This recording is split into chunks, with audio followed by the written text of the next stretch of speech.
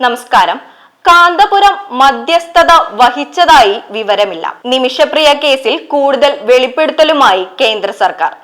യമനിൽ ജയിലിൽ കഴിയുന്ന മലയാളി നേഴ്സ് നിമിഷപ്രിയയുടെ വധശിക്ഷ നീട്ടിവെച്ചതിൽ കാന്തപുരം മധ്യസ്ഥത വഹിച്ചതായി വിവരമില്ലെന്ന് കേന്ദ്ര സർക്കാർ എല്ലാ സഹായവും നൽകുന്നുണ്ടെന്നും അഭിഭാഷകനെ നൽകിയിട്ടുണ്ടെന്നും മന്ത്രാലയം വ്യക്തമാക്കി.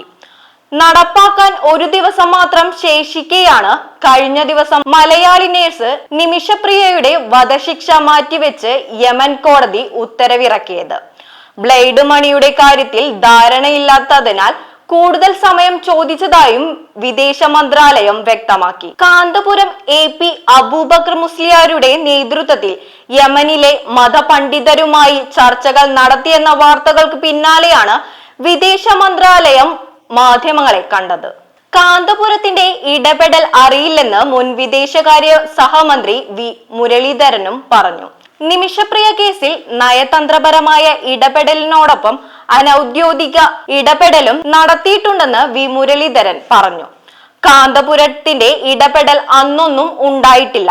അനൌദ്യോഗിക ചർച്ചകൾ പല രീതിയിലും നടക്കുന്നുണ്ട്. ഗോത്ര വിഭാഗവുമായി ബന്ധപ്പെടാൻ നിരവധി തവണ ശ്രമിച്ചു. 3 മാസം മുൻപ് ഇത് നടന്നുവെന്നും മുരളീധരൻ പറഞ്ഞു. എന്നാൽ നിമിഷപ്രിയയുടെ വിഷയത്തിൽ ഇടപെടുന്ന കാര്യം പ്രധാനമന്ത്രിയുടെ ഓഫീസിൽ അറിയിച്ചിട്ടുണ്ടെന്നായിരുന്നു കാന്തപുരം പറഞ്ഞിരുന്നത്. അതേസമയം നിമിഷപ്രിയയുടെ വധശിക്ഷ മാറ്റിവെച്ചതിനു പിന്നാലെ യമനിലെ മനുഷ്യാവകാശ പ്രവർത്തകർ നന്ദി പറഞ്ഞതും സർക്കാർ വൃത്തങ്ങളോടായിരുന്നു. News desk Bharathabhoomi.